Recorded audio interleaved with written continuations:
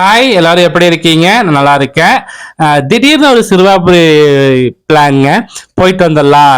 ஏன்னா ஒரு சின்ன பிரச்சனையும் எனக்கு முடிஞ்சிருச்சு. நான் எதுக்காக சிறுவாபுரி போன டைம் 6 வாரம் போனேனோ அது நல்லபடியா முடிஞ்சுது. அதுக்கப்புறம் பார்த்தீங்கன்னா, இப்ப புதுசா ஒரு பிசினஸ் ஆரம்பிச்சிருக்கோம்ல, அது நல்லபடியா நடக்கணும் அப்படின்ட்டு அவர்ட்ட வேண்டுதல் வச்சுட்டு வந்திருக்கேங்க. நான் வந்து ஒரு ஒரு மாசத்துக்குள்ள எப்படியும் ஸ்டார்ட் பண்ணிடுவேன். இன்னொரு 6 வாரம் போலான்னு இருக்கேன். யாராச்சும் ஜாயின் பண்ண மாதிரி இருந்தா ஈரோட்ல இருந்து என் கூட கன்டினியூ பண்ணிக்கோங்க. எனக்கு மெசேஜ் பண்ணுங்க. நம்மளோட பிசினஸ் பேரே பாத்தீங்கன்னா சிறு ஃபுட்ஸ் தான் இருக்கும்.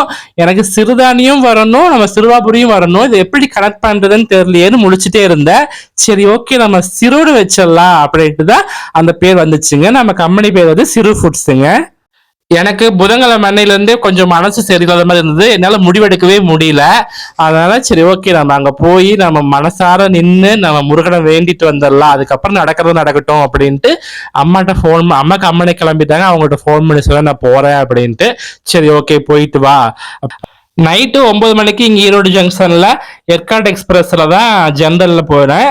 அப்புறம் அங்கிருந்து சென்ட்ரல்ல இருந்து சபர்பன் போய் லோக்கல் ட்ரெயின்ல கவர்பேட்டையில இறங்கி கவர்பேட்டையில இருந்து சிறுவாபுரிக்கு காலைல 6 மணிக்கு ஒரு பஸ் இருக்கு.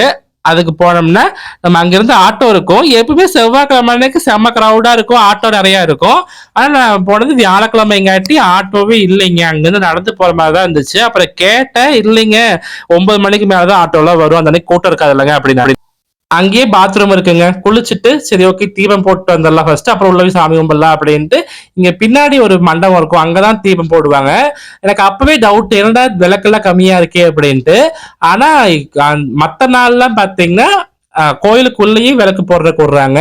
செவ்வாய்க்கிழமை மட்டும்தான் இந்த மண்டபத்துல போடுறாங்க. ஆனா அதுவும் பாத்தீங்கன்னா செம்ம கிரௌடா இருக்கும். அந்த அன்னைக்கு நிறைய விளக்கு புகை விடாம எரிஞ்சுட்டே இருக்கும். நமக்கே பயமா இருக்கும், எவ்வளவு தீ பிடிச்சிக்கிது எரிஞ்சிருச்சோ என்னமோ அப்படி பயமா இருக்கும். அந்த அளவுக்கு விளக்கு வைப்பாங்க, நிறைய பேர் இருப்பாங்க.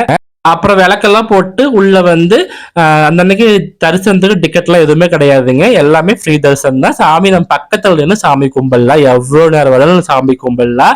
கிரௌடு தான் மட்டும் போங்க போங்க அப்படிம்பாங்க. இல்லையா நம்ம பக்கத்துலயே நின்று சாமி கும்பிடலாம். நிம்மதியா அழகா நின்று சாமி கும்பிட்டு 11 மணிக்கு கிளம்பி 2 மணி ட்ரெயினுங்க. நைட்டு வீட்டுக்கு வந்துட்டேன்.